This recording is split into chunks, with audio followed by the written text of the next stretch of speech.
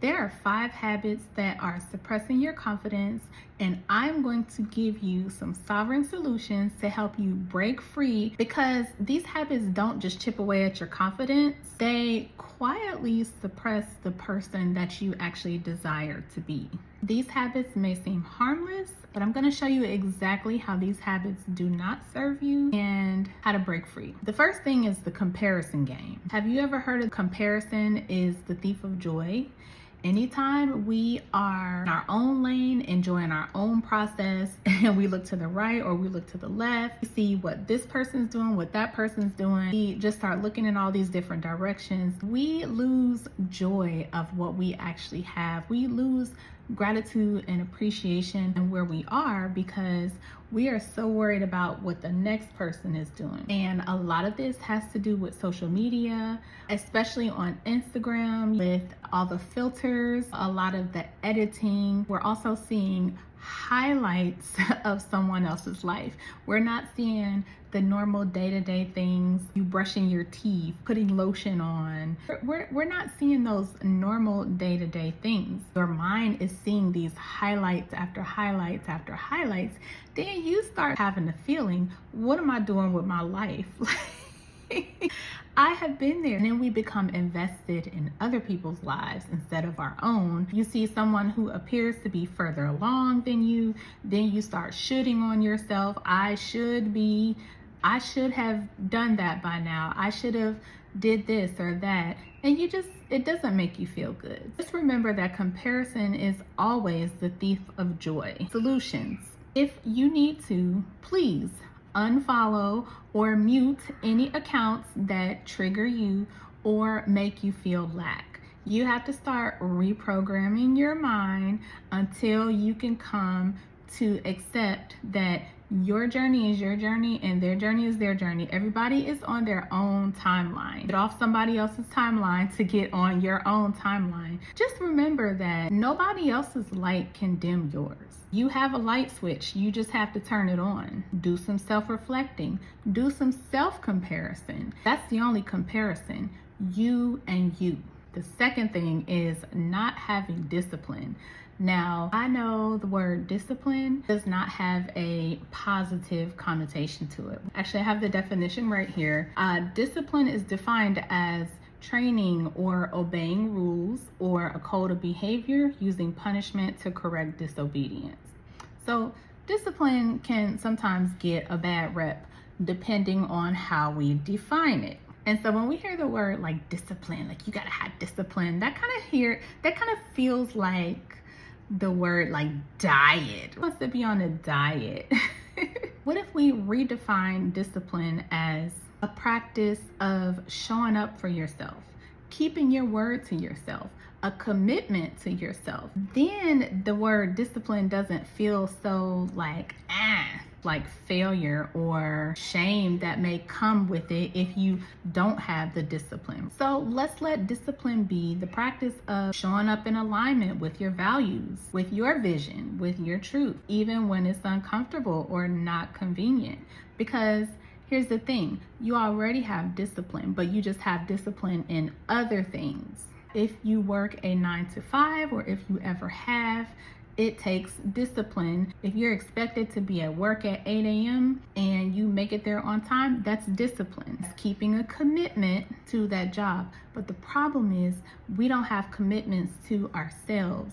And that's where your confidence starts chipping away, because you have not kept your commitments to yourself. Honor and keep your commitments to yourself just as much as you do for other people. If you can show up for other people, you can show up for yourself. I know that you're capable because I know you're showing up for other people. It's just a matter of making a decision to show up for yourself. Start with small things. If you promise yourself you're gonna walk for 30 minutes, do it.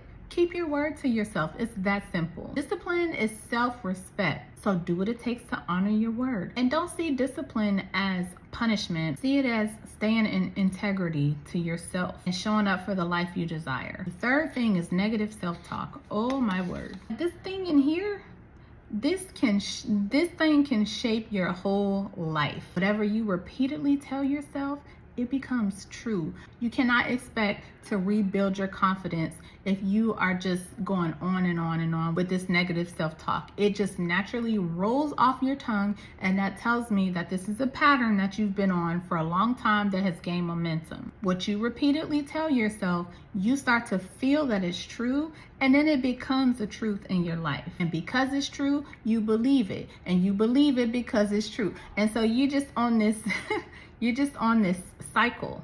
You're just on this cycle, on this pattern. If you're going to break that, you have to become aware of what you're doing. Pay attention to your thoughts.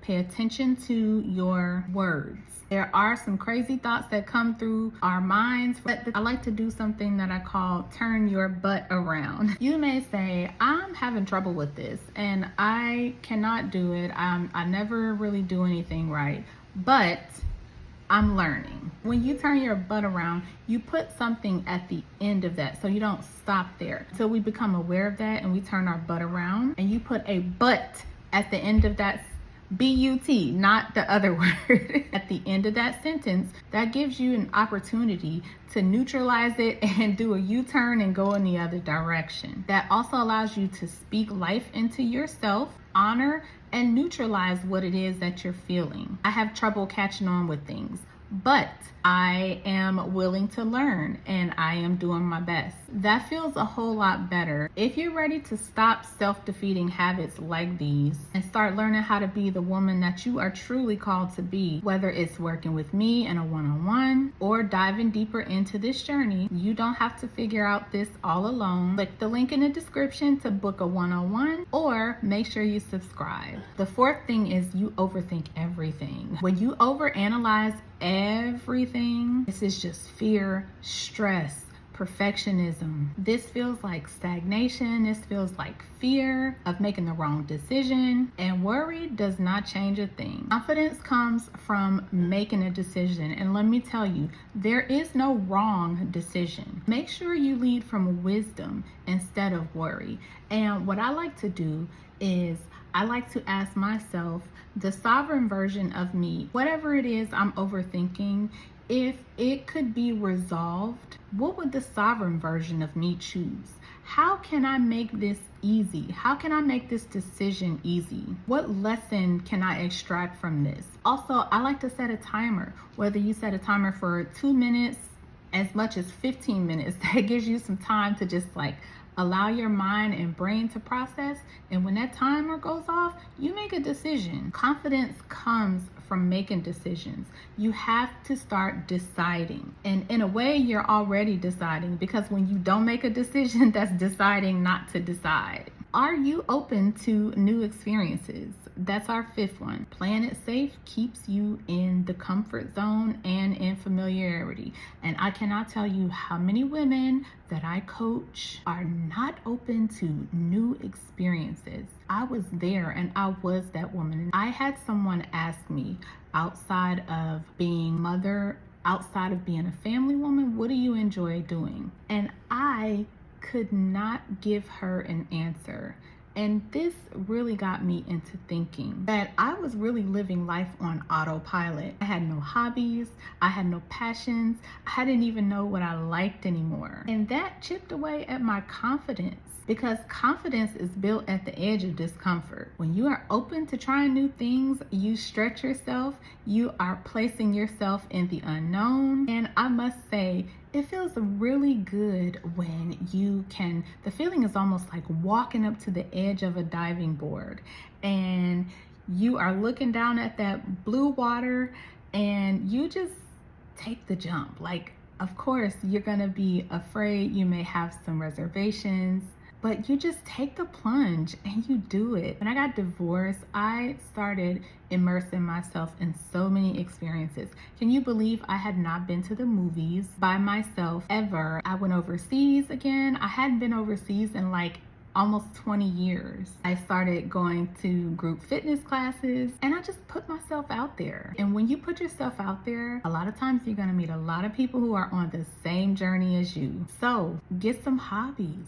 Make sure you do some things that challenge your comfort zone. It doesn't have to be anything big. What new things do you want to try? Do you want to try piano? Do you want to learn how to play chess? Go to a wine tasting, go to that concert, play piano, tap dance, pottery. Get you some hobbies. Add a little flavor to your life. As you try these new experiences, you start getting clarity on what it is that you like. I tried oysters before and I was like, no thanks. So everything you try is not gonna be a win. Like, that's okay. But now I know, okay, I don't like that, so let's try something else. But I tried it, that built my confidence, but I did it. And guess what? That was more proof that I gathered that I can hold new experiences, and that grows your confidence. There's a quote by Dale Carnegie, and he says, feeling sorry for yourself and your present condition is not only a waste of energy, but the worst possible habit you could have. It does not help and it makes you feel worse. The more proof and evidence that you gather that you can hold more new experiences, the more your confidence is going to expand. You feel good. Study yourself. Get more comfortable with the person in the mirror. So, I'm asking you to hold yourself accountable and take the first step and tell me in the comments what is the one new thing you're committing to experiencing. And make sure you keep your word to yourself. Remember, that's called discipline, which builds confidence. I'll see you in the next one.